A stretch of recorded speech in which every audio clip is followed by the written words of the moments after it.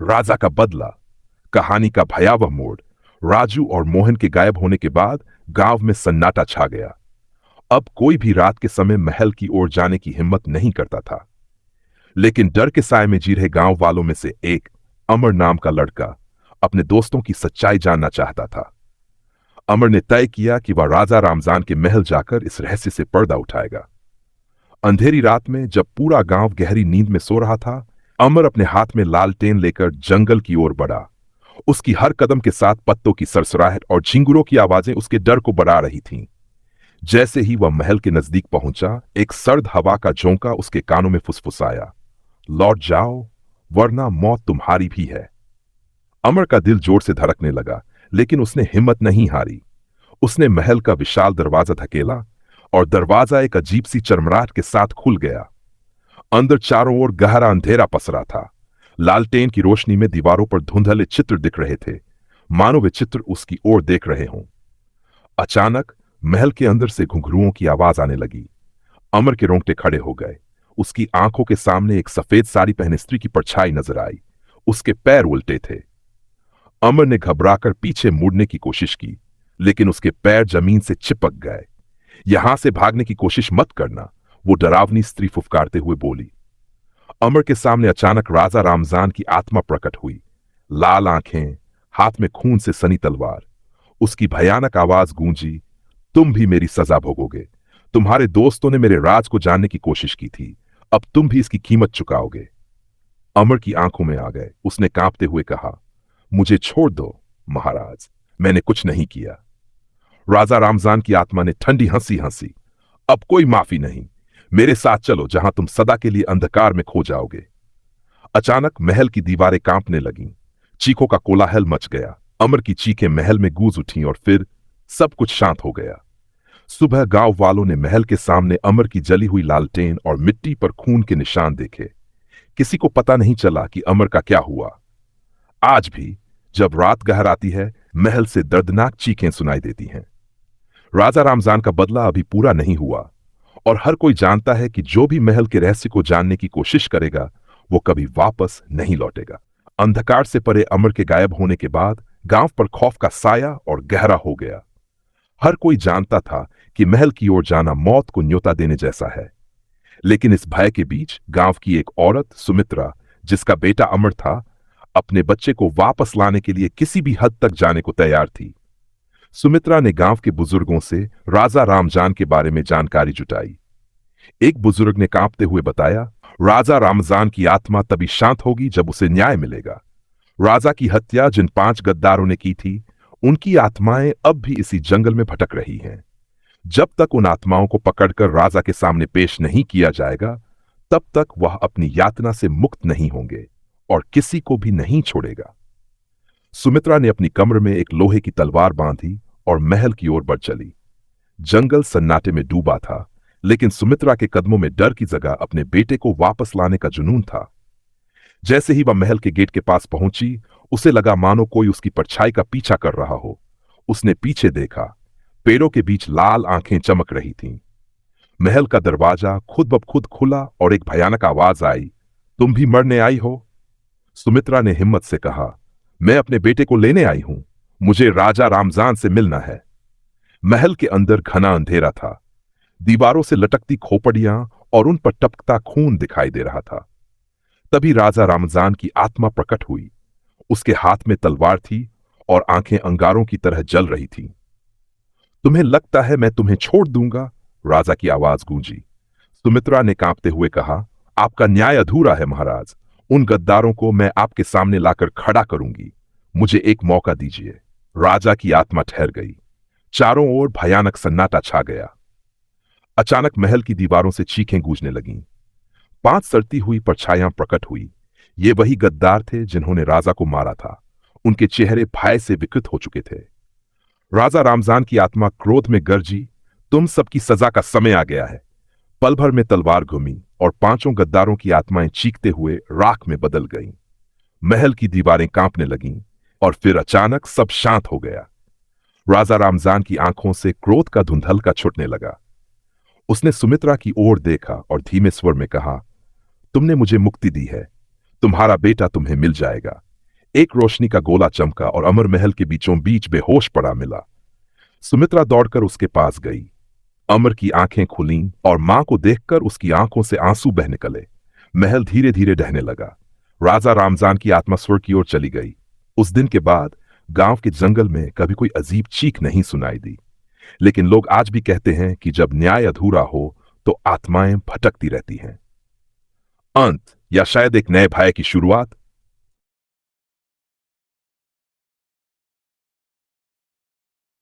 राजा का बदला। अनंत अंधकार सुमित्रा और अमर के लौटने के बाद गांव में शांति लौट आई। लोग सोचने लगे कि राजा रामजान की आत्मा को मुक्ति मिल गई है और अब महल की दहशत खत्म हो चुकी है। लेकिन कुछ लोगों का मानना था कि यह शांति महज एक भ्रम है। जंगल और महल में अभी भी कुछ ऐसा था जो अधूरा रह गया था। एक अंधेरी रात, जब पूरा गांव सो रहा था, एक झोंपड़ी के बाहर एक बूढ़ा साधु प्रकट हुआ। उसकी आंखें खोखली और चेहरा बेहद गंभीर था। वह गांव के बुजुर्गों के पास गया और बोला, तुम लोगों को लगता है कि राजा रामजान की आत्मा मुक्त हो गई है, लेकिन अंधकार का असली स्रोत अभी भी जिंदा है। वो गद्दारों की आत्माएं नहीं थीं, बल्कि कुछ और ही महल में बसा था, एक शापित शक्ति जो अभी जागी नहीं है। गांव वालों के रोंगटे खड़े हो गए। अचानक जंगल की ओर से एक भयावह चीख सुनाई दी। पेड़ों के ऊपर काले धुएं की परछाइयां उभरने लगीं। महल के खंडहरों से काले साए हवा में लहराते हुए गांव की ओर बढ़ रहे थे। ये वे शक्तियां थीं जिन्हें राजा रामजान की आत्मा के बदले की आग ने अनजाने में जागृत कर दिया था। अमर, जो अब पहले से ज्यादा चुप और खोया खोया रहने लगा था, रातों को उठकर जंगल की ओर देखता रहता। उसकी आंखों में एक अजीब सी चमक आ गई थी। एक रात सुमित्रा ने उसे जंगल की ओर बढ़ते देखा। डर से कांपते हुए वह उसके पीछे गई। जंगल के बीचों बीच अमर खंडहर बन चुके महल के सामने खड़ा था।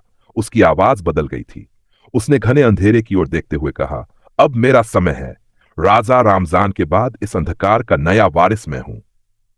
सुमित्रा की चीख पूरे जंगल में गूंज उठी, लेकिन अब बहुत देर हो चुकी थी। अमर का शरीर हवा में ऊपर उठ गया और उसकी आंखें काली हो गई।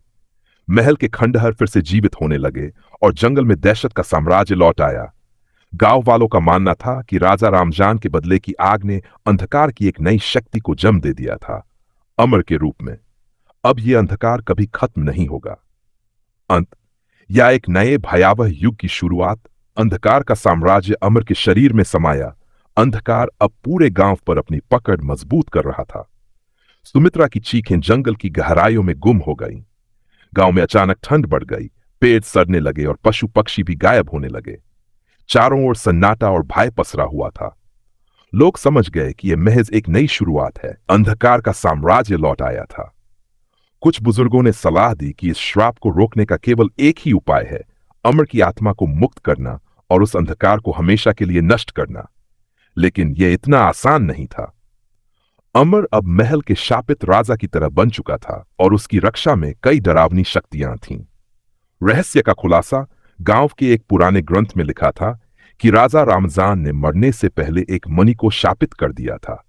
वह मणि महल के सबसे गहरे तहखाने में छुपी थी। जो कोई भी उस मणि को छूता वह अंधकार का वारिस बन जाता। अमर उस मणि के प्रभाव में आ चुका था। सुमित्रा ने गांव के कुछ निडर युवकों के साथ तय किया कि वे मणि को नष्ट करेंगे, लेकिन खतरा बहुत बड़ा था। महल के खंडहरों में कदम रखते ही उन्हें ऐसा लगा जैसे समय ठहर गया हो। दीवारों पर छायाएं हिल रही थीं, फर्श से फुसफुसाहटें सुनाई दे रही थीं।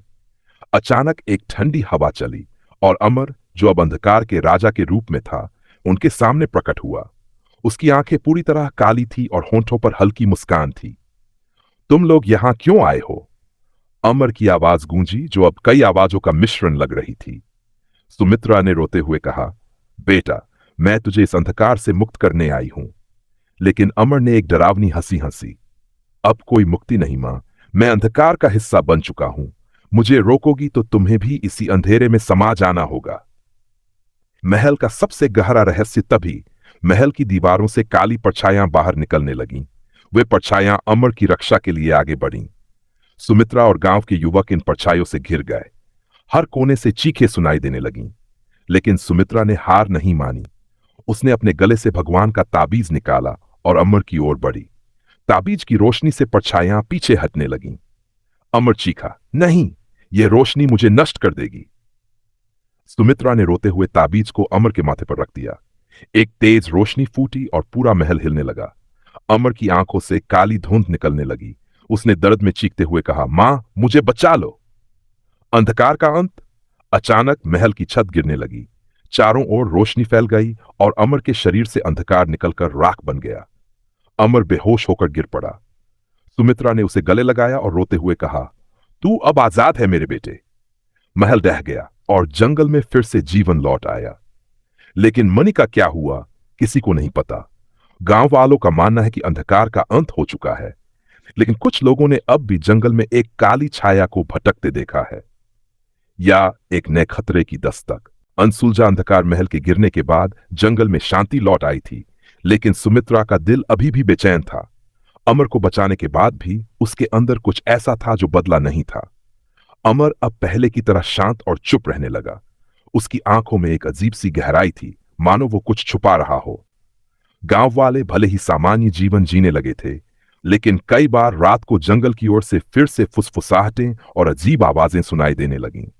कुछ ने दावा किया कि उन्होंने जंगल में एक काली परछाई को चलते देखा है। अंधकार की वापसी। एक रात अमर अचानक अपने बिस्तर से उठकर घर से बाहर चला गया। सुमित्रा को जब पता चला तो उसने अमर को हर जगह ढूंढा, लेकिन वो कहीं नहीं मिला। जंगल की ओर से हवा में एक जानी पहचानी चीख गूंजी, वही चीख जो महल के विनाश के समय सुनी गई थी। सुमित्रा ने गांव वालों को जगाया और अमर की खोज में जंगल की ओर निकल पड़ी। हर कदम के साथ अंधकार घना होता जा रहा था। जैसे ही वे महल के खंडहरों के पास पहुंचे, अचानक तेज हवाएं चलने लगीं और पेड़ डरावने तरीके से हिलने लगे। तभी खंडहरों के बीच में अमर दिखाई दिया। उसकी आंखें फिर से काली थी और उसके चेहरे पर एक डरावनी मुस्कान थी। उसके हाथ में वही शापित मणि चमक रही थी। अमर की आवाज कई सुरों में गूंजी, मैंने तुम्हें बताया था, अंधकार को हराया नहीं जा सकता। यह मणि मेरी आत्मा का हिस्सा बन चुकी है। भयावह सच्चाई। सुमित्रा की आंखों में आंसू आ गए। उसने गिड़गिड़ाते हुए कहा, अमर मेरे बेटे, इस अंधकार को छोड़ दो। लेकिन अमर ने ठंडी आवाज में कहा, अब मैं अमर नहीं हूं। मैं उस अंधकार का नया राजा हूं जिसे तुम कभी मिटा नहीं सकोगी। राजा रामजान का बदला अधूरा था और अब मैं उस अधूरे बदले को पूरा करूंगा।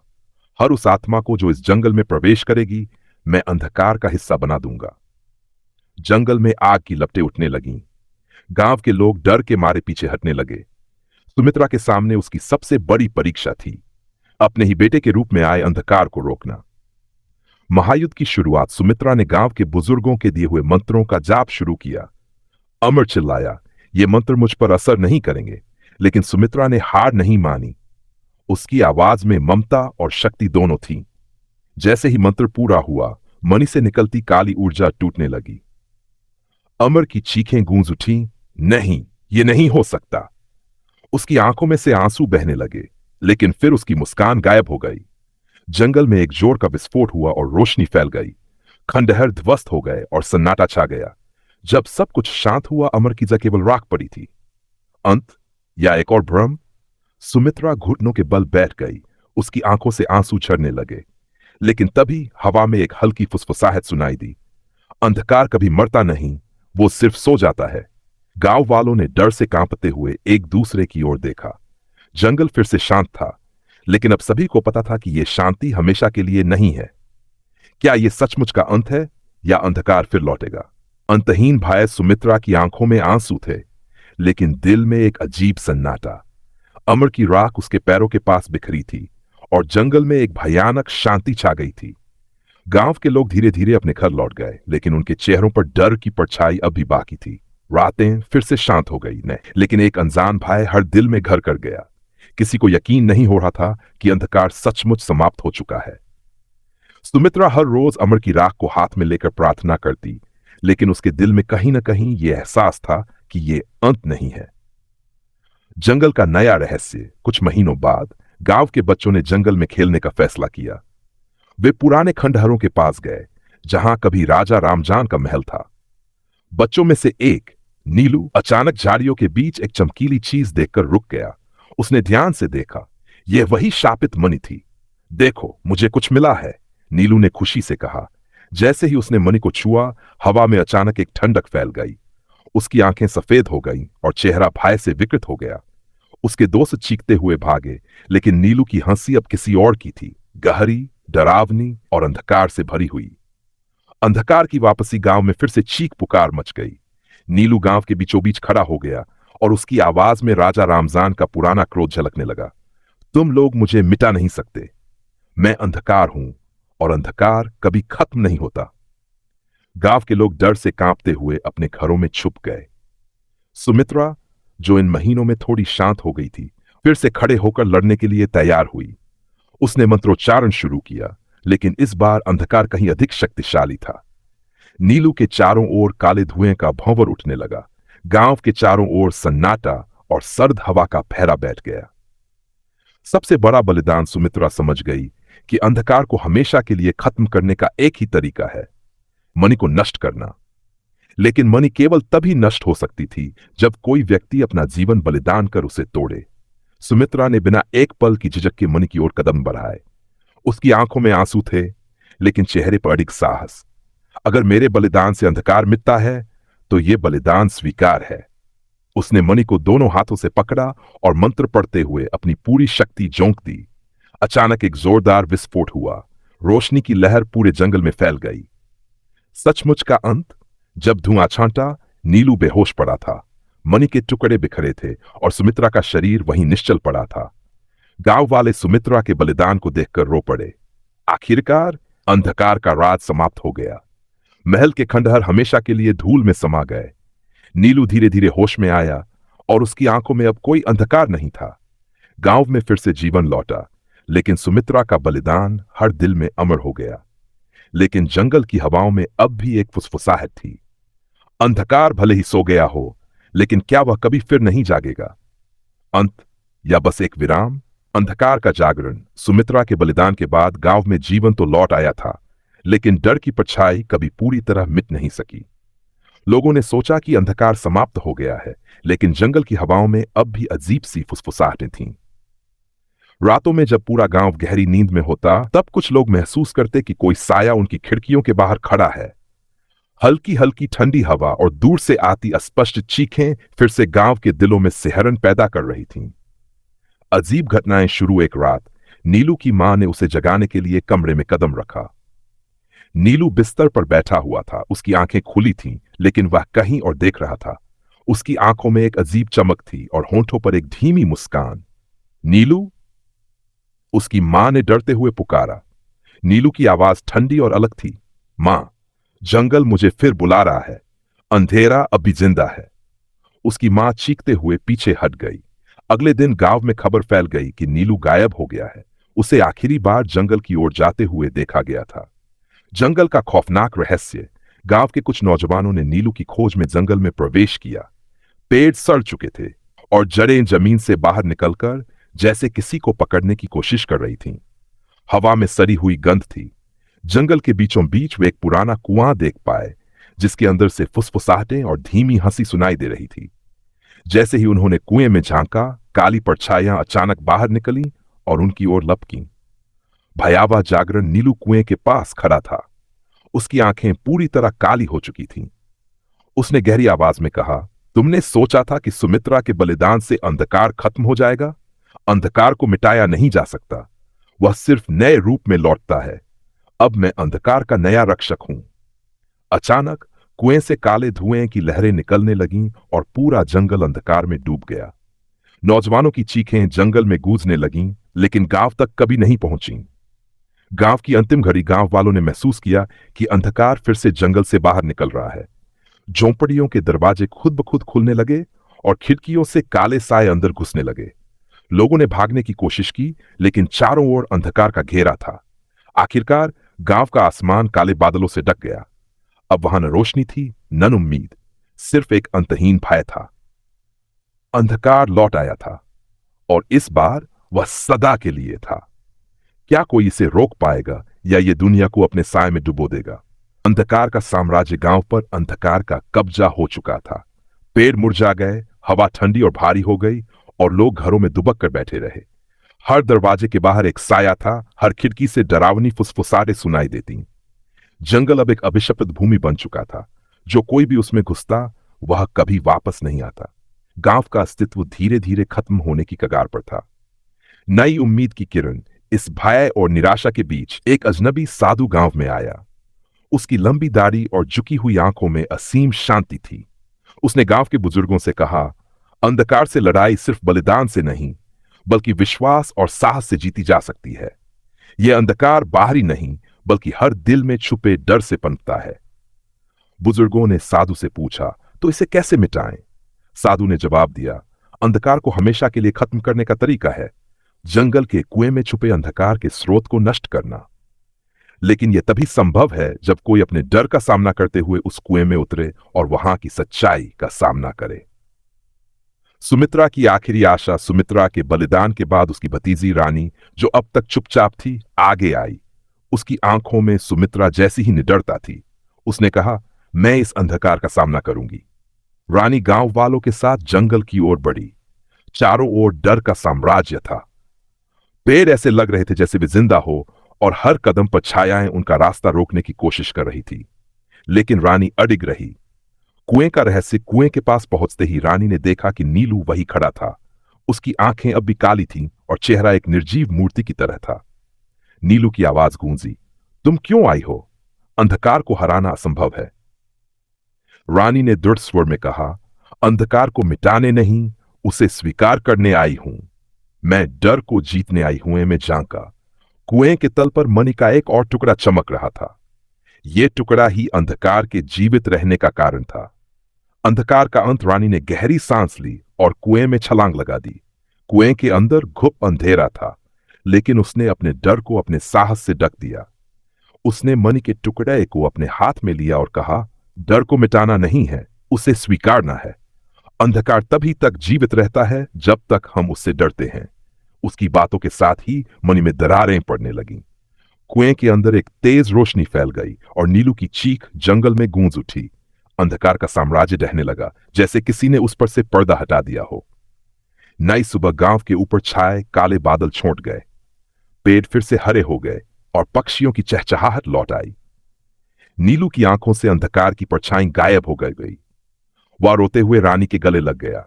गांव वालों ने राहत की सांस ली। अंधकार का जाल टूट चुका था और सुमित्रा का बलिदान अब सार्थक हो चुका था। लेकिन जंगल की हवाओं में अब भी हल्की फुसफुसाहट थी। अंधकार हमेशा के लिए खत्म नहीं होता, वह सिर्फ सही समय का इंतजार करता है। अंत या फिर एक नई शुरुआत। अंधकार की पुनरुत्थान। जंगल में शांति लौट आई थी, लेकिन सन्नाटे के बीच एक अनजाना डर अब भी पसरा हुआ था। रानी और नीलू की बहादुरी ने गांव को अंधकार से मुक्त तो कर दिया था, लेकिन हवा में अब भी एक अदृश्य खतरा मंडरा रहा था। रानी के मन में एक सवाल लगातार घूम रहा था, क्या सचमुच अंधकार खत्म हो चुका है, या ये केवल एक और विराम है? पुनर्जीवित भय। एक दिन जब गांव के लोग अपने काम में व्यस्त थे, अचानक पृथ्वी हल्के से कांपने लगी। कुएं का पानी काला हो गया और आसमान में घने बादल फिर से गिरने लगे। गांव के बीचों बीच एक अजीब सी दरार जमीन पर उभर आई। रानी देखा कि दरार के भीतर से एक हल्की काली धुंध उठ रही है। उसे समझते देर न लगी कि अंधकार फिर से जाग रहा था, इस बार पहले से भी ज्यादा ताकतवर और चालाक। एक नई शैतानी चाल। उस रात नीलू ने अपने कमरे में अचानक फिर से अजीब हरकतें शुरू कर दी। उसकी आंखें फिर से काली होने लगी और होंठ बुदबुदाने लगे, मानो किसी और की आवाज में बात कर रहा हो। रानी कमरे में घुसी तो नीलू की आवाज सुनकर चौंक गई। तुमने सोचा था कि मुझे खत्म कर दिया? मैं अंधकार हूं। मैं हर दिल में जगह बना लेता हूं। इस बार मैं किसी को नहीं छोड़ूंगा। नीलू की हंसी कमरे की दीवारों से टकराकर लौटने लगी। रानी ने तुरंत मंत्र पढ़ने की कोशिश की, लेकिन इस बार मंत्र का कोई असर नहीं हुआ। साधु की चेतावनी। रानी को साधु की बात याद आई। अंधकार तब तक लौटता रहेगा जब तक इंसान के दिल में डर है। उसे खत्म करने के लिए तुम्हें खुद के भीतर के डर को मिटाना होगा। रानी ने ठान लिया कि वह इस बार अंधकार की जड़ तक पहुंचेगी। अंतिम यात्रा। रानी ने गांव के कुछ साहसी युवकों के साथ जंगल की ओर कदम बढ़ाया। पुराने खंडहरों के पास पहुंचते ही दरार और गहरी हो गई। अब उसमें से अंधकार की लहरें उठने लगीं। रानी ने साहस जुटाकर दरार के भीतर छलांग लगा दी।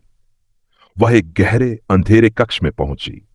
वहां फर्श के बीचों बीच एक काला क्रिस्टल चमक रहा था, अंधकार का मूल स्रोत। सबसे बड़ी परीक्षा जैसे ही रानी क्रिस्टल के पास पहुंची, उसके मन में उसके सारे पुराने डर जागने लगे। अपनों को खोने का डर, असफलता का डर और मृत्यु का भय। अचानक क्रिस्टल से एक डरावनी आवाज आई। मुझे मिटाने के लिए तुम्हें अपने डर का सामना करना होगा। क्या तुम तैयार हो? रानी ने आंखें बंद की और गहरी सांस ली। उसने अपने डर को स्वीकारा, हर उस भाव को जिसने उसे कभी कमजोर किया था। उसके स्वीकारते ही क्रिस्टल में दरारें पड़ने लगीं। एक चमकदार रोशनी फूटी और पूरे कक्ष में फैल गई। रानी की चीखें अंधकार में गूंज गई, लेकिन जब धुआं छंटा तो वह जमीन पर बेहोश पड़ी थी। सचमुच का अंत जब रानी को होश आया तो दरार गायब हो चुकी थी। जंगल में फिर से हरियाली थी और आसमान साफ था। नीलू का चेहरा अब मासूम और शांत था। गांव के लोगों ने राहत की सांस ली। रानी ने आसमान की ओर देखा और फुसफुसाई, अब अंधकार मेरे भीतर नहीं है, लेकिन हवाओं में एक आखिरी गूंज थी। जहां डर है वहां अंधकार लौटेगा, लेकिन इस बार मैं तैयार हूं। या एक नई उम्मीद? का बदला अंधकार का अनंत साया। गांव में शांति थी, लेकिन रानी के दिल में एक बेचैनी बसी हुई थी। अंधकार को समाप्त करने के बाद भी उसे यह एहसास था कि यह अंत नहीं था, बल्कि एक और शुरुआत थी। उसने कभी भी पूरी तरह से अंधकार को पराजित नहीं किया था, उसे केवल एक पल के लिए शांत किया था। साधु की चेतावनी उसकी यादों में गूंज रही थी। जहां डर है वहां अंधकार लौटेगा। अब रानी जानती थी कि अंधकार का असली अंत केवल तभी हो सकता था जब हर इंसान अपने भीतर के डर का सामना करता। अंधकार का पुनर्जन्म कुछ साल बाद गांव में फिर से एक अजीब घटना घटी। एक रात गांव के लोग जागते हुए सुनते हैं कि जंगल से एक तेज हवाएं आ रही हैं। हवा में हल्की सी खुशबू भी थी, जैसे कोई पुराने समय की प्राचीन महक हो। गांव वाले डर के मारे अपने घरों में दुबक गए। लेकिन रानी, जो अब एक माली और संरक्षक बन चुकी थी, ने महसूस किया कि अंधकार फिर से लौट आया है। इस बार वह और भी घातक और चालाक था। यह पहले से कहीं अधिक गहरा और भयंकर रूप ले चुका था। नए रक्षक का आगमन। गांव के बीच एक नया अजनबी आया, एक युवती जिसका नाम रेखा था। उसकी आंखों में एक अजीब सी चमक थी और उसके चेहरे पर एक रहस्यमय मुस्कान थी। उसने रानी से कहा, अंधकार को नष्ट करने का तरीका वह नहीं है जिसे तुम मानती हो। यह सच्चाई का सामना करने से होता है, और तुम्हें अब अपनी सबसे बड़ी सच्चाई का सामना करना होगा। मैं जानती हूं कि तुम डर से जूझ रही हो। तुम्हारे भीतर का डर अंधकार का स्रोत है। रानी ने उसकी बातों को अनसुना किया और खुद से कहा, क्या यह सच है? क्या मैं सचमुच अंधकार से डरती हूं? अंतिम यात्रा का आगाज। रेखा ने रानी को विश्वास दिलाया कि उन्हें जंगल के बीच उस जगह तक पहुंचना होगा जहां अंधकार की उत्पत्ति हुई थी, वह जगह जहां राजा रामजान का महल खड़ा था। रानी और रेखा ने फिर से उसी रास्ते पर कदम रखा जहां से अंधकार ने अपना साम्राज्य फैलाया था। जंगल के भीतर अब सब कुछ और भी अंधेरा और खौफनाक हो चुका था। पेड़ चुपचाप खड़े थे, मानो किसी खतरे को महसूस कर रहे हों। जैसे जैसे वे महल के खंडहरों के पास पहुंचे, वे दोनों एक असामान्य चमक देखते हैं। ये कोई साधारण रोशनी नहीं थी, यह अंधकार का नया रूप था जो अब एक भूतिया शक्ति के रूप में जीवित था। अंधकार का सामना। रानी ने अपने भीतर की घबराहट को दबाया और क्रोधित स्वर में कहा, तुम मुझे फिर से डराना चाहते हो? मुझे अब कोई डर नहीं है।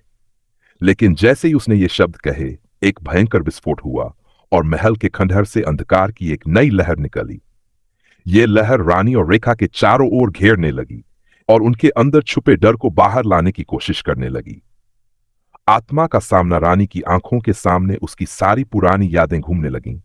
उसकी मां का त्याग, सुमित्रा का बलिदान, और सबसे बड़ा डर, वह डर जिससे वह हमेशा भागती रही। उसने अचानक समझा कि असली युद्ध अंधकार से नहीं, बल्कि उसके भीतर के डर से है। उसे अपनी सबसे बड़ी सच्चाई का सामना करना पड़ा। वह डर जो उसने हमेशा छिपाया था, वह अंधकार को बढ़ावा देता था। अब मुझे कोई डर नहीं है। रानी ने गहरी सांस ली और अपनी पूरी शक्ति को जुटाकर अंधकार का सामना किया। अंधकार का अंतिम विनाश। जब रानी ने अपने डर को पूरी तरह से स्वीकार किया, अंधकार की शक्ति कमजोर पड़ने लगी। रेखा ने उसके पास आकर कहा, तुमने अपना डर हराया, अब अंधकार सदा के लिए समाप्त हो जाएगा। एक जोरदार विस्फोट हुआ और जंगल में अचानक रोशनी फैल गई। अंधकार की काली धुंध गायब हो गई। महल के खंडहर फिर से ध्वस्त हो गए और सूरज की किरणें जंगल के ऊपर चमकने लगीं। सच्चा अंत। गांव वाले बाहर निकलकर रानी और रेखा का स्वागत करते हैं। अब गांव में कोई डर नहीं था। रानी ने आत्मविश्वास से कहा, हमने अंधकार को हराया नहीं, बल्कि उसे समझा और अपने डर को पार किया। अब कोई भी अंधकार हमारे भीतर नहीं रहेगा। लेकिन हवाओं में अब भी हल्की सी फुसफुसाहट थी जो कह रही थी, अंधकार कभी खत्म नहीं होता, वह हर दिल में छुपा रहता है, या हर नए डर की शुरुआत। कार का निरंतर प्रभाव गांव में शांति तो लौट आई, लेकिन रानी और रेखा की आंतरिक यात्रा का असर सब पर गहरा था। लोग अब सच्चाई से बचने के बजाय उसे स्वीकारने की कोशिश कर रहे थे। लेकिन जैसा कि रानी ने महसूस किया था, अंधकार सिर्फ बाहर का नहीं बल्कि भीतर का भी था। यह एक शाश्वत संघर्ष था जो तब तक चलता रहता जब तक इंसान खुद को जानने की कोशिश करता है। अंधकार का फिर से जागना कुछ समय बाद गांव में एक और अजीब घटना घटित हुई। रानी ने महसूस किया कि यह शांति अस्थायी हो सकती है। एक रात जैसे ही गांव सो गया, लोग अचानक डरावने सपने देखने लगे। गांव वालों के सपनों में अंधकार के साए फिर से दिखाई देने लगे और उन पर एक भयावह छाया मंडराने लगी। रानी और रेखा ने समझ लिया कि अंधकार अब नए रूप में वापस आ चुका था। यह अब किसी जादुई शक्ति के रूप में नहीं बल्कि लोगों के भीतर के अज्ञात डर और असुरक्षाओं के रूप में आकार ले चुका था। अंधकार का नया रूप रेखा ने रानी को बताया। यह अंधकार अब सामूहिक डर का रूप ले चुका है। यह केवल तुम्हारे डर को ही नहीं बल्कि सभी के भय को अपने भीतर समाहित कर चुका है। अगर हम इसे पूरी तरह से खत्म करना चाहते हैं तो हमें सभी को अपनी डर का सामना करना होगा।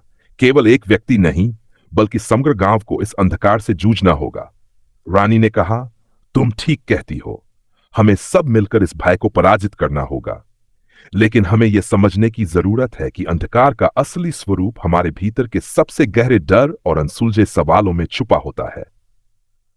आत्मा का सामूहिक सामना। गांव वालों ने एक बैठक बुलाई और सबने अपने भीतर के भय का सामना करने का संकल्प लिया। यह एक कठिन यात्रा थी क्योंकि हर व्यक्ति को अपनी खोई हुई उम्मीदों, पुराने गमों और अपने सबसे बड़े डर का सामना करना था। जब गांव वाले एक साथ मिलकर अपने डर को स्वीकारने लगे तो अंधकार धीरे धीरे कमजोर पड़ने लगा। रानी और रेखा ने देखा कि जिस प्रकार से लोग एक दूसरे के साथ अपने डर को साझा कर रहे थे, अंधकार की ताकत कम होती जा रही थी। अंत का नया मोड़ गांव में एक सुबह, जब सूरज की किरणें फिर से जमीन पर फैलने लगीं, रानी और रेखा ने महसूस किया कि अंधकार अब केवल एक दैवीय छाया नहीं रह गया था, बल्कि यह एक चेतावनी बन गया था। अंधकार का असली रूप अब लोगों के भीतर था और इसे हर व्यक्ति को पहचानना और समझना होगा। लेकिन रानी के मन में एक सवाल था, क्या यह अंधकार पूरी तरह से समाप्त हो सकता है? क्या मानवता कभी अपने भीतर के डर से पूरी तरह छुटकारा पा सकती है? रेखा ने उसे देखा और कहा, अंधकार कभी पूरी तरह समाप्त नहीं होता क्योंकि यह हमारे भीतर छिपे डर का एक अंश है। लेकिन हम इसे समझ सकते हैं और इसे नियंत्रित कर सकते हैं। जब तक हम अपने डर को स्वीकारने का साहस रखते हैं, अंधकार कभी हमें हरा नहीं सकता। अंधकार के साथ सहजीविता। गांव वालों ने यह समझा कि अंधकार को नष्ट नहीं किया जा सकता बल्कि उसे नियंत्रित और समायोजित किया जा सकता है। अब वे अपने डर को छिपाने के बजाय उसे समझने और उसे सामना करने लगे। रानी ने यह स्वीकार किया कि अंधकार का असली रूप केवल जागरूकता में है। गांव फिर से शांत था, लेकिन अब यहां लोग अपने भीतर के डर को जानने और उसे समझने में सक्षम थे। अंत और एक नया अध्याय। अंधकार कभी खत्म नहीं होता, लेकिन जब हम अपने डर का सामना करते हैं तो हम उसे नियंत्रण में ला सकते हैं। और इस तरह रानी और गांव वाले जानते थे कि अंधकार के साथ ही जीने का तरीका यह है कि हम उसे पहचानें और अपने भीतर की शक्ति से उसे नष्ट करने के बजाय उसे सहन करें। अंत बल्कि एक नया आरंभ।